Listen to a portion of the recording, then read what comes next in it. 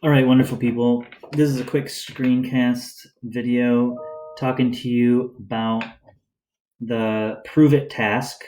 So we've got two big things that we're asking you to do here. One deals with seal counting in Washington State. The other deals with wolf counting at Yosemite National Park. So I want to talk to you about the logistics about some real data that happened regarding seal counting in Washington State. So I'm going to read this to you. You can also read it. In the first half of the 20th century, the number of harbor seals in Washington State was severely reduced by a state-financed population control program, which considered harbor seals to be predators in direct competition with commercial and sports fishermen. And so they had a bounty program, and people could hunt seals because they were competing with local fishermen. They ended this, and seals began to recover after the bounty program ended in 1960, and the Marine Mammal Protection Act was passed in 1972. So, what does that mean for us? Well, it means that these populations started to grow and were limited by certain things that existed in their ecosystems. So, from 1978 to 1999, biologists from Washington's Department of Fish and Wildlife and National Marine Mammal Laboratory flew aerial surveys to determine, they counted the distribution and abundance. So they counted the number of harbor seals in Washington. So they did this in 7 areas. So I want you to create 7 scatter plots from the data of these scientists. The data is in this location here. So if you click this, this is what we just read.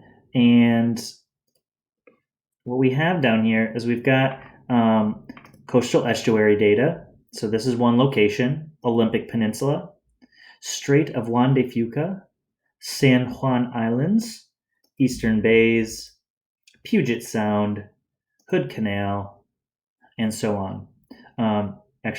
And the end. Those are the 7 regions. So what we have done for you is we've graphed one of these. We've created a scatter plot of coastal estuaries.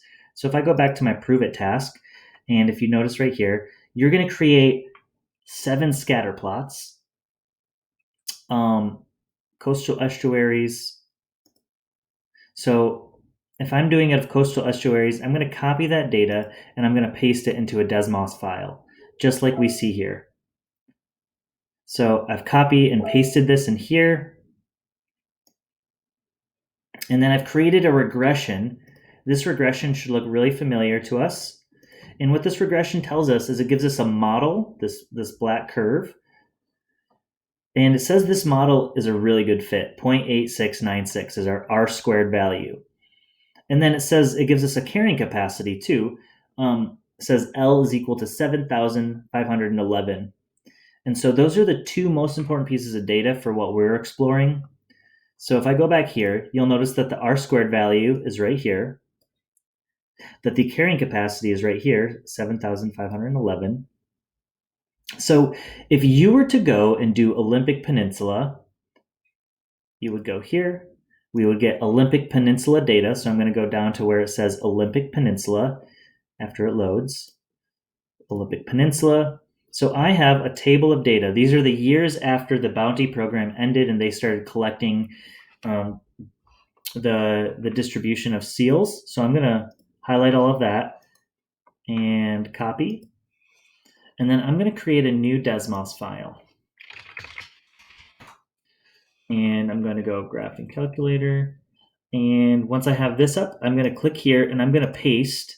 It doesn't let you do it if you right click. So I'm going to set Control V and ta-da, here's our data. But I don't have my regression yet. So what I'm going to do is I'm going to go back here. And if I don't remember this, which we don't expect you to, I'm just going to copy this. So Control C, and I'm going to go back to where my raw data is, and I'm going to paste this in right down here. And we have a new logistic regression. So this logistic regression is right here. It gives me a new R squared value, so 0.7024. So I'm going to go back to my prove it task, and I'm going to type 0.7024 right there. And I'm going to come back here. My carrying capacity for the coastal, no, this is a peninsula, right?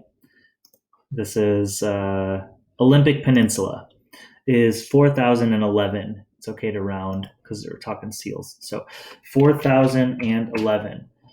So we just did Olympic Peninsula. And that really should set you up to finish this first part when it deals with seal counting. The one thing I'm going to warn you about is when you put in your data, make sure that your X1 corresponds with X1. Make sure your Y1 corresponds with your Y1. If you notice, if I were to change this to X2 and Y2, look what happens to my curve. It goes away because those no longer match. Because I'm telling the computer that to take a regression from something that does not exist anymore. So I'm going to update these back to 2 and to 2, and it comes back because now they correspond again. All right, good luck, and reach out with questions.